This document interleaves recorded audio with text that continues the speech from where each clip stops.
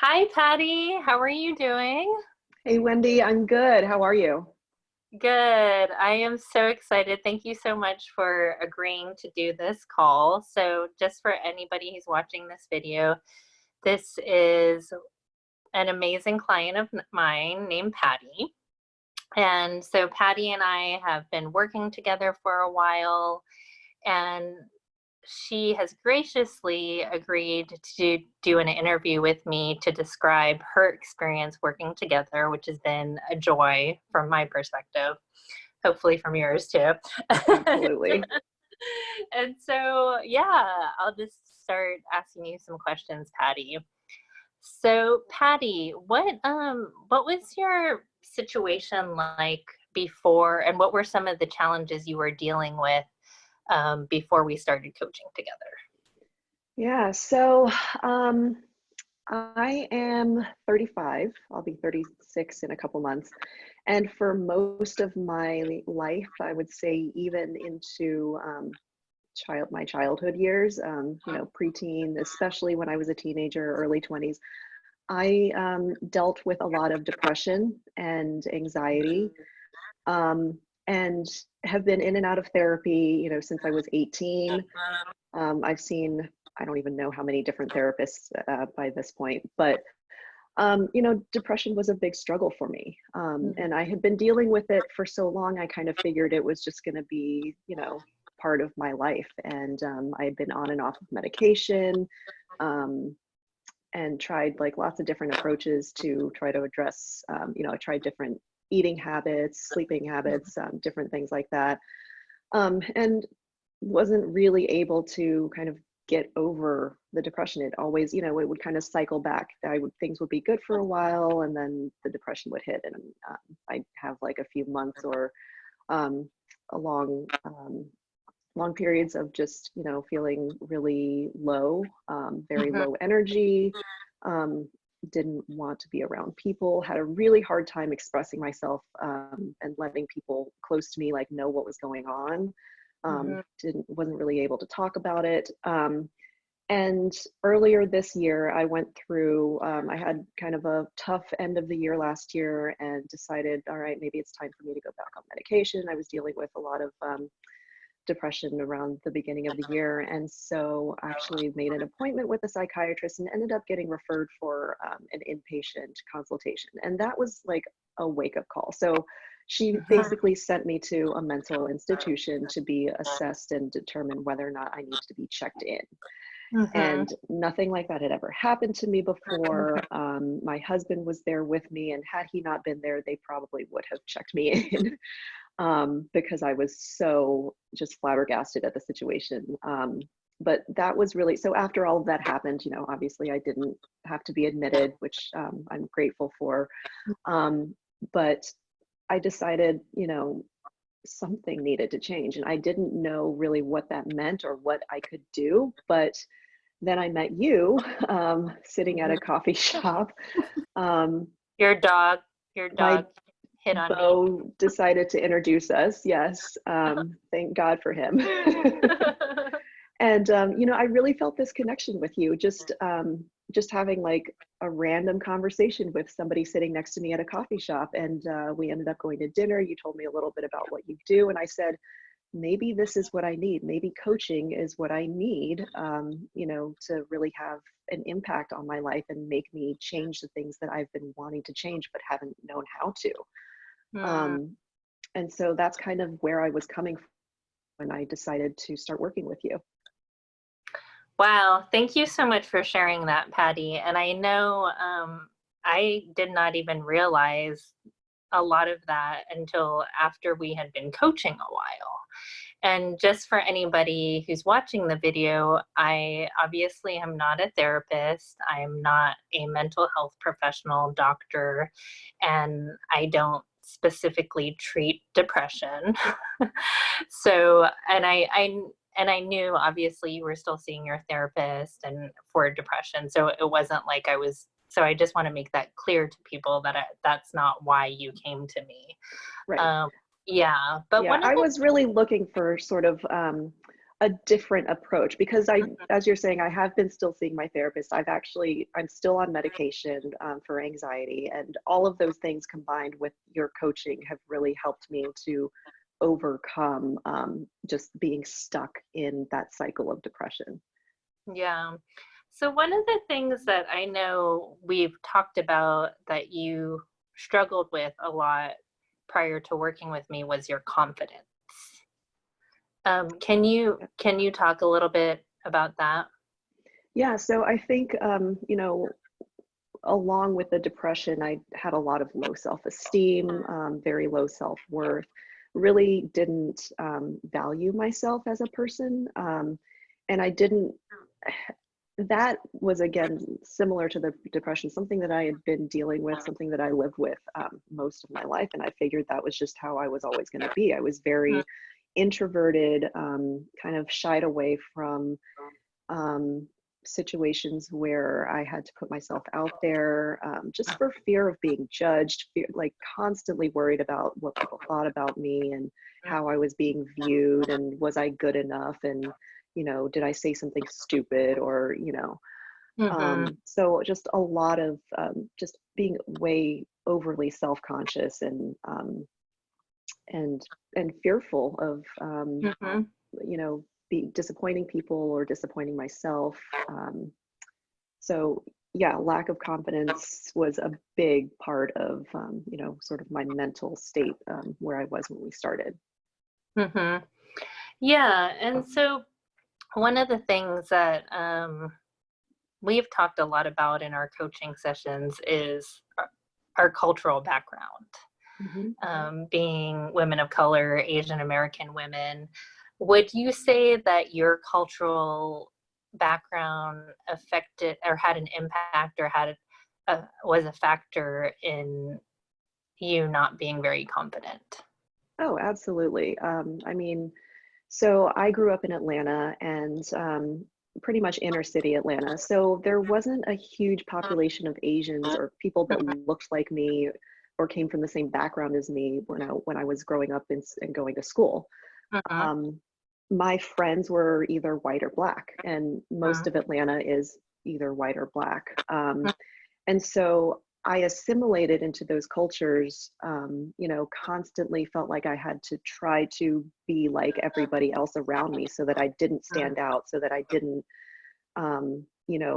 mark myself as being different. I mean, other than visibly,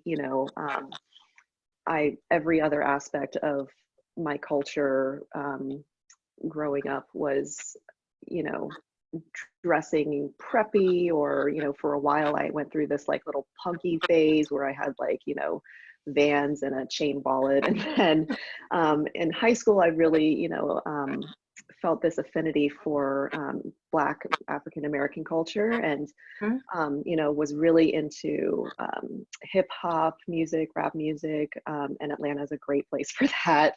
Yeah. um, and actually in college, I minored in African diaspora studies just because I was so enthralled with, the history of, Mhm, African Americans, and, kind of their struggles culturally, politically, all of that, like, felt very, it really struck me and resonated with me. And so I was really interested in that culture. And, without really realizing, I don't have any interest in my culture. mhm, So it was really just about the things that interested me, the things that I was drawn to had nothing to do with where I came from, where my parents came from, what my family was. It was all external. mhm, And I think, that that certainly in a way can contribute to low confidence, low self-esteem, not really understanding who I was and giving myself a chance to delve into that, and mhm. explore who I was, where I came from. Doesn't really give you that strong foundation to be a confident person, because you have to acknowledge those things, and accept who you are, Mhm. if you're going to be confident. Absolutely, absolutely. Like I can relate to that on so many levels, which we've talked about, and um, almost wanting to disassociate myself from being Asian so that I could be like other people, but then, like you said, not being myself, not appreciating and embracing who I was. So that really resonates a lot with me.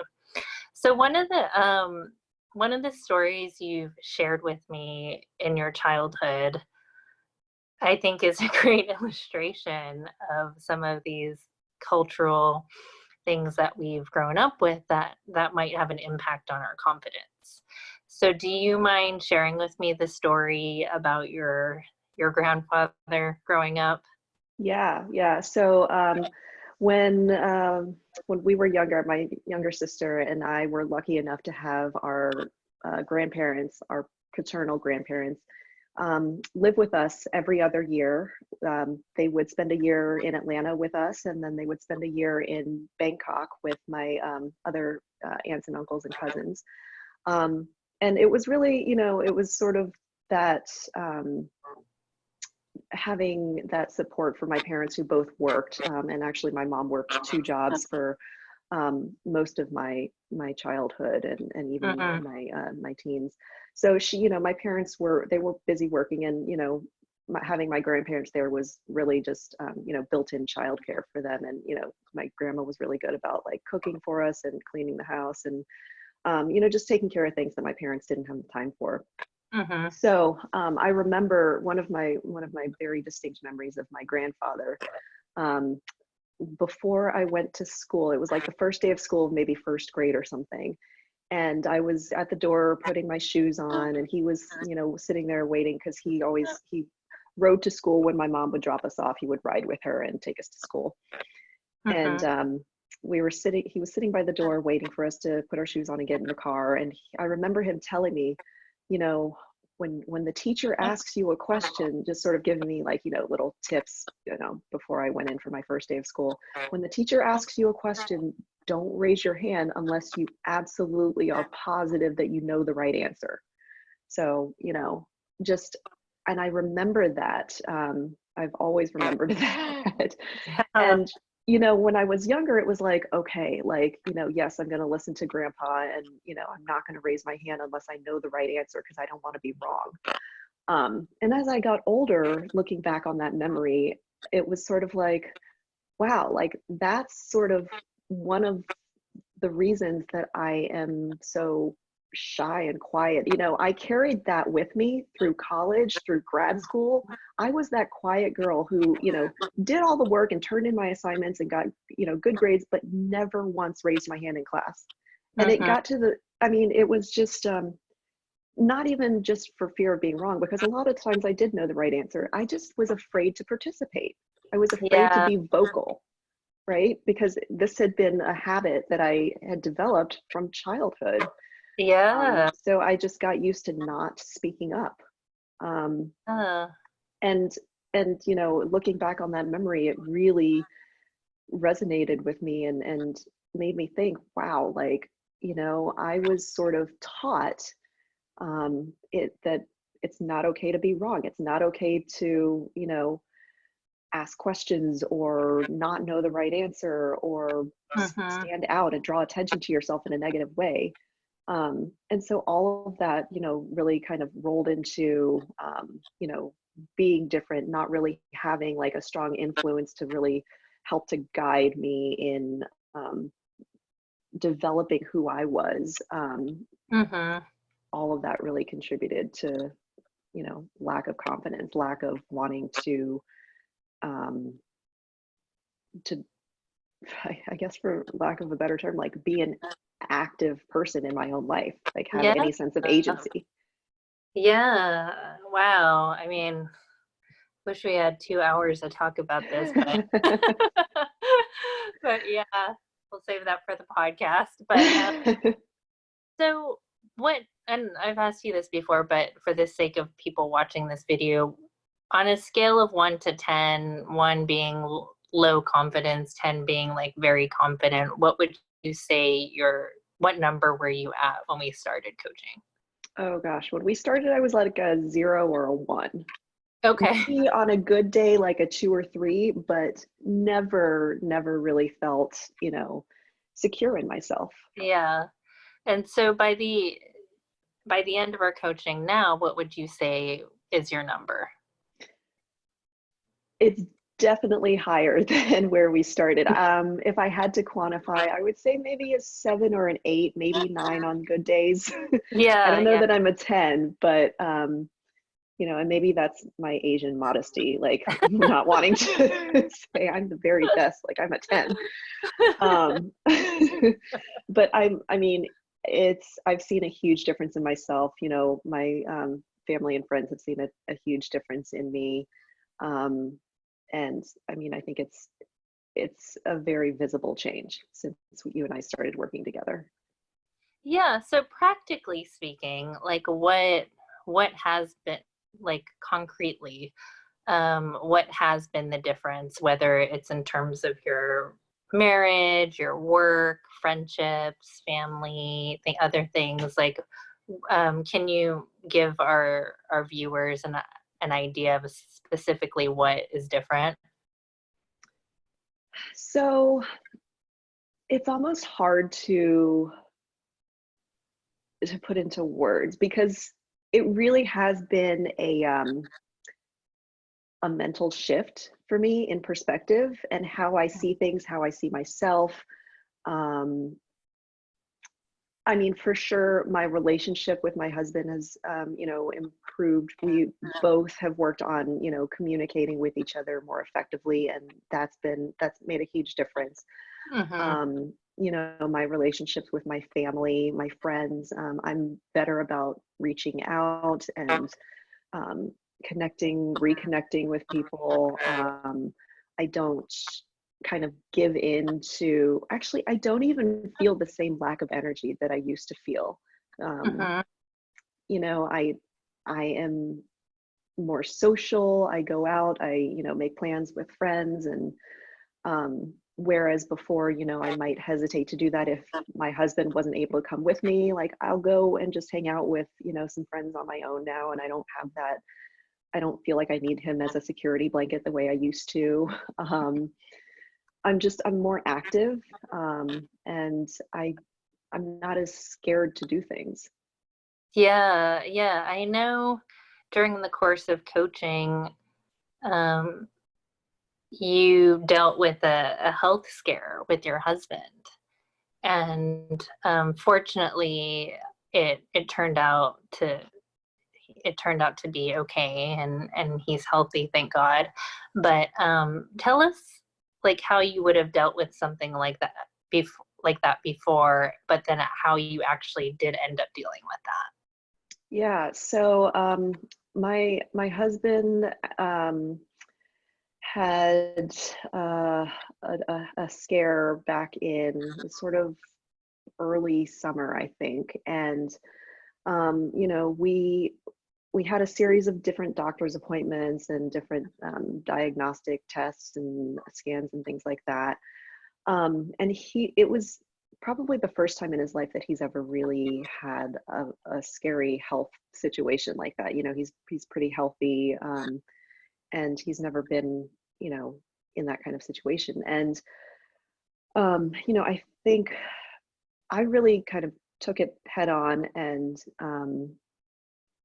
was, I think, there for him in a way emotionally that I didn't know I could be. You know, I think before, had you and I not started working together and this had happened, I probably would have broken down, not really known what to do, how to handle it, how to be there for him. But you know, I think since I started working with you, I've been a much more positive person. And I was very, you know, throughout this, my husband's health scare, I was very positive. I was very reassuring. Um, and I think I was kind of a strength for my husband that he needed in that time, that, you know, I didn't know I could be. I never really saw myself in that role before. Um, Mm-hmm. I had never been there for anybody like that before. I didn't, you know that it was possible. And I think I don't know that I would have been able to do that for him, you know, had you and I not started working together. Yeah, and I could really see that. I mean, you were dealing with something pretty challenging, and yet you really, like you said, you took it head on. You weren't freaking out, you weren't worrying because you knew that that wouldn't really improve the situation, and you were really a source of strength for your husband, which was really amazing to see, and I really acknowledge you for that. So what what do you what do you think has is now available to you now that you've grown in your confidence and have gone through this coaching? This is going to sound so incredibly cliche, but I think anything is possible. I don't feel bound by my fears the way I used to. I'm doing things that I want to do. You know, um, I have goals. I have things that I know I want to work Taking towards. an improv, like I Yes. remember. Talk a little bit about that.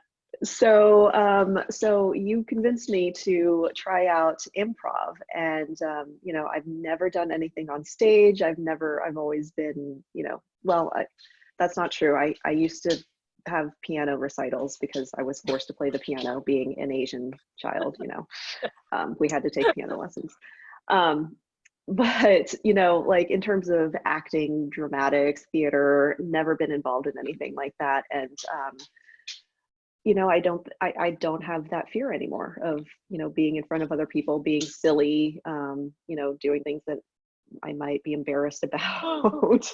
I Mhm. just, it's, I just don't have that weight holding me back. I really Yeah, feel like I could do anything. yeah, which is true. And so, what do you think it was? And I know it's hard to just put it into maybe like 1 30-second blurb or minute, but what do you think it was about the coaching that made a difference for you and empowered you, especially in the area of confidence? Yeah. So, I mean, I'm just thinking back, like I do want to draw the differentiation between, what you do and what I get from my therapist, because there is a difference. Yeah. Um, but I do think, for me, having both of those kind of support systems was really important. But in terms of, what really I think made a big difference was working with you on a regular basis, having regular, calls and talking through like what was going on. Um, More than that, though, I think like having that first call, that vision call where, we kind of set my goals and talked about like where I was coming from, what I wanted for myself, which was really hard for me to verbalize at that time. Yeah. um I think having that exercise, going through that exercise, and then having the things that came out of that first session really guide us for the rest of our coaching work together.